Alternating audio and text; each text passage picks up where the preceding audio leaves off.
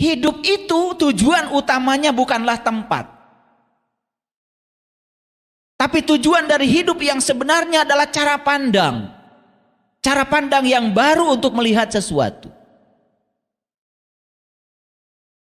Dan semua orang berpikir kalau tujuan hidup mereka adalah suatu tempat. Yang sering disebut surga.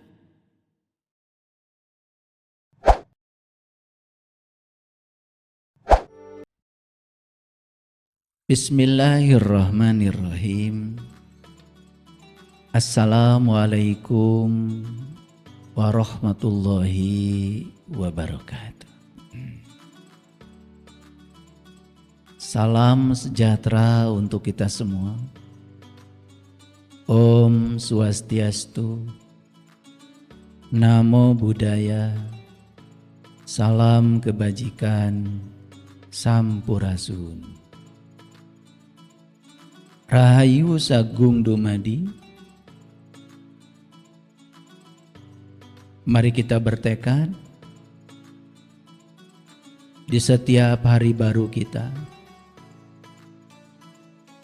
agar kita menjadi sumber cinta, sumber sukacita, sumber kedamaian, sumber keberkahan, sumber cahaya bagi semua makhluk di setiap ruang dan waktu, di semua tingkatan. Mari kita bertekad agar kita selalu menjadi pembahagia bagi semua. Oleh karena itu, untuk memasuki kajian kita hari ini, saya akan mengawali dengan satu pendahuluan. Para sahabat, kami diajarkan oleh leluhur kami, para suci, para sunan, para wali. Kalau dalam bahasanya orang Sunda, hirup teh eueuh nanaon. Hirup teh teu nanaon. Hirup teh moal nanaon. Ini ajaran kelihatannya sangat sederhana. Tapi kalau kita menyelami lebih dalam, ini adalah pelajaran tentang intisari dari tauhid sebetulnya. Bahasa Indonesianya, hidup itu tidak ada apa-apa. Hidup itu tidak apa-apa. Dan hidup itu gak akan apa-apa.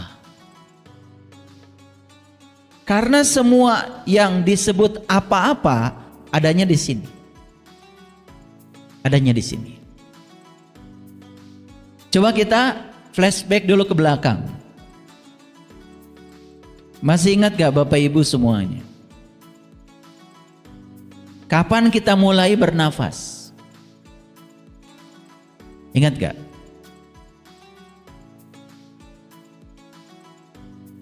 Saat kita lahir ke alam semesta ini, ada yang mengantarkan kita. Yang mengantarkan kita itu namanya adalah air ketuban. Dan air ketuban itulah yang menjaga kita selama dalam rahim. Makanya rahim menjadi tempat yang sangat aman dari segala goncangan, dari segala gangguan.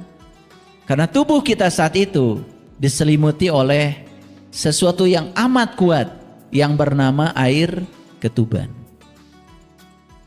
Saat tubuh kita dibungkus oleh air ketuban itu, saat itu kita tidak melihat, saat itu kita tidak mendengar, saat itu kita tidak bernafas, dan saat itu kita pun tidak bisa bicara.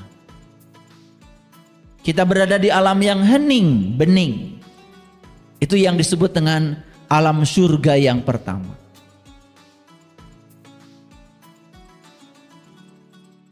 Dan saat ketuban itu pecah, mengantarkan kita dalam kelahiran.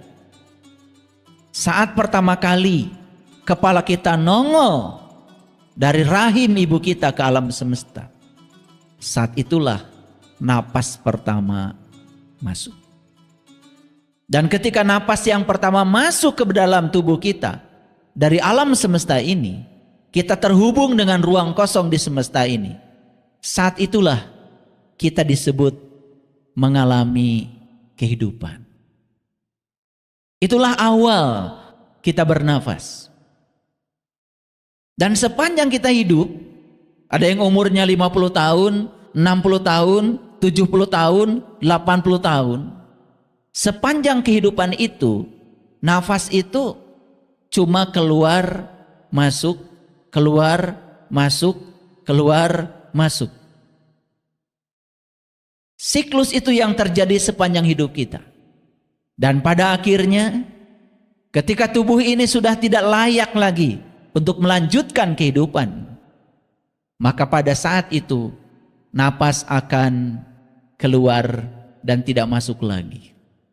Itulah yang disebut dengan menghembuskan napas yang terakhir. Jadi sepanjang siklus napas itu masuk keluar, masuk keluar, masuk keluar, disitulah segala kejadian, segala peristiwa dalam hidup dirasakan, dialami oleh kita. Tetapi berapa banyak manusia yang sadar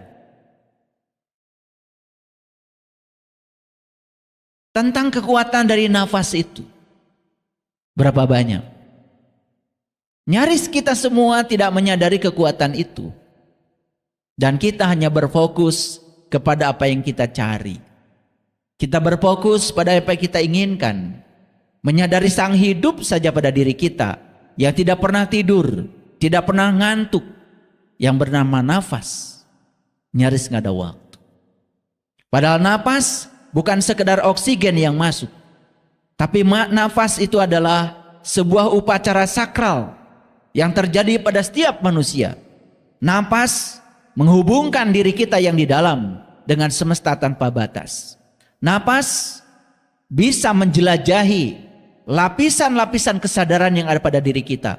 Bahkan nafas bisa menghubungkan yang disebut dengan pikiran sadar dengan pikiran bawah sadar.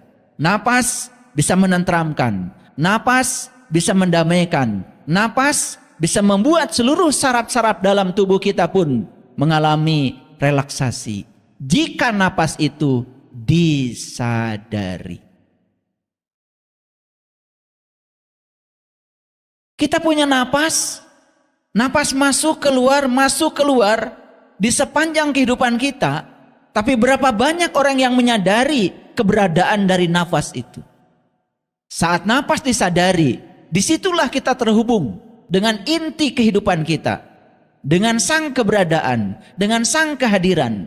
Bahkan seluruh sistem saraf kita menjadi damai, menjadi tenang saat itu. Nanti di akhir sesi, saya akan mengajak para sahabat semuanya untuk mempraktekkan ini. Sederhana, tetapi sangat luar biasa. Bahkan napas pun sebetulnya, ketika bukan sekedar diizinkan untuk otomatis, tetapi napas itu ada ritmenya, ada ritmiknya. Ketika napas itu diatur masuknya, diatur keluarnya, bahkan bisa memberdayakan kehidupan kita. Bahkan bisa mengubah realitas kehidupan kita. Hidup itu tujuan utamanya bukanlah tempat. Tapi tujuan dari hidup yang sebenarnya adalah cara pandang. Cara pandang yang baru untuk melihat sesuatu. Dan semua orang berpikir kalau tujuan hidup mereka adalah suatu tempat. Yang sering disebut surga. Padahal surga itu bukan masalah geografis, bukan masalah tempat. Surga itu sesungguhnya adalah masalah psikologis. Masalah psikologis. Ternyata bagi sudut pandang kita berubah terhadap masa lalu, kita jadi damai, kita jadi tentram. Tapi karena kita percaya, diajarkan oleh bapak saya, bahwa rencana Tuhan itu jauh lebih besar daripada rencana kita. Kebijaksanaan Tuhan itu lebih besar daripada kebijaksanaan kita. Kuncinya cuma satu, sabar. Dan kita menjalani semuanya dengan penuh sukacita. Bahkan tidak diajarkan merasa kekurangan. walaupun faktanya kekurangan, selalu diajarkan rasa berkecukupan, rasa berkelimpahan. Itu yang diajarkan orang tua saya. Diajarkan rasa percaya, diajarkan rasa percaya. Berserah diri itu bukan karena kita putus asa. Berserah diri karena kita merasa kekurangan, putus asa, hanya akan menarik semua keputusasaan dan kekurangan-kekurangan baru. Saya bersyukur karena saya diajarkan berserah diri. Itu karena kita percaya. Kita percaya pada rencana Allah yang luar biasa. Dan saya tidak akan duduk di tempat ini kalau ibu saya bukan yang itu. Kalau ayah saya bukan yang itu. Kalau jalan hidup saya bukan yang itu. Dan ternyata Allah menyiapkan saya untuk duduk di sini. Berbicara seperti ini.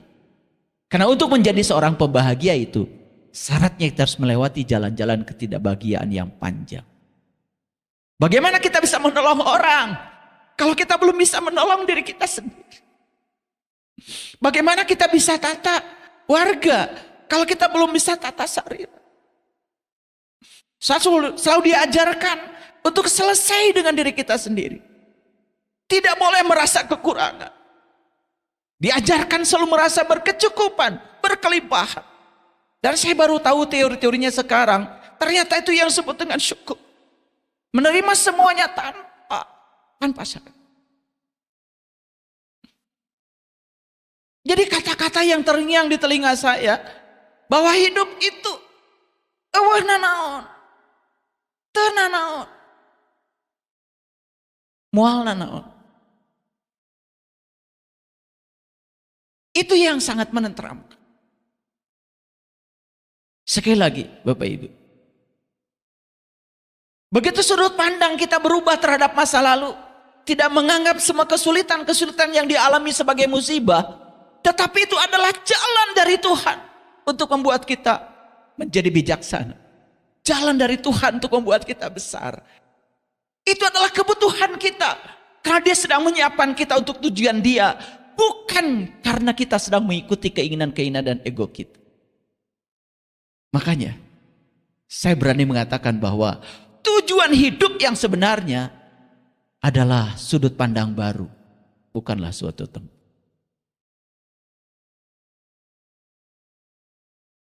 Kita diciptakan semesta bukan untuk kekurangan. Kita diciptakan semesta bukan untuk menderita. Kita dihadirkan ke semesta ini sudah dibekali dan segala hal yang dibutuhkan semua sudah ada dalam dirimu. Namun kekuatan hebat yang selama ini dititipkan kepadamu itu belum digunakan sama sekali. Sadarlah bahwa dirimu dengan Allahmu, dengan Tuhanmu tidak terpisah sama sekali. Bahkan Dia selalu mengatakan, aku bersamamu. Aku bersamamu anak-anak semesta. Aku selalu memenuhi segala kebutuhan. Memang aku tidak memenuhi segala keinginan-keinginan. Karena apa yang kau inginkan itu berlawanan dengan rencanaku. Aku hanya ingin kalian semua ikut bersama jalanku, mengalir dalam tarian semesta. Kalian terlalu banyak menolak selama ini kepadaku. Kalian berburuk sangka kepadaku. Kalian tidak percaya pada kebijaksanaan. Kalian tidak percaya pada keterbatasan cintaku kepadamu. Aku telah memilih jalanmu sendiri-sendiri.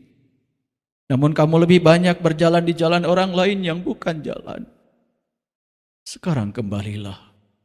Kembalilah ke jalanmu anak-anak semesta. Kembalilah jadi dirimu. Pulanglah ke dalam fitrah. Karena segala kebutuhan tentang dirimu sudah aku sediakan semuanya dalam diri. Hidup bukan soal mendapatkan. Tapi hidup itu adalah soal mengizinkan.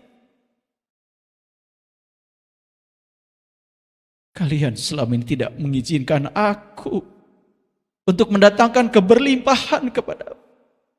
Karena semua dibatasi oleh pikiranmu, dibatasi oleh ketidakyakinan, bahkan dibatasi oleh ketegangan-ketegangan tubuhmu. Sekarang perintahkan semua saraf dalam tubuhmu dalam keadaan rileks. Dan semua hormon-hormon positif sedang diproduksi oleh. Lebih dalam lagi ucapkan kalimat tenang, tentram, damai, bahagia, suci, bersih, indah, mulia. Sekarang tubuhmu sudah siap menerima segala keberlimpahan. Sekarang imajinasikan dengan kekuatan pikiranmu apa yang kamu dambakan dalam hidupmu. Tetapi apa yang kamu dambakan tidak boleh berlawanan dengan hukum cinta. Tidak boleh berlawanan dengan kekuatan positif. Imajinasikan yang kuat. Imajinasikan yang jelas. Apa yang kau dambakan dalam hidup.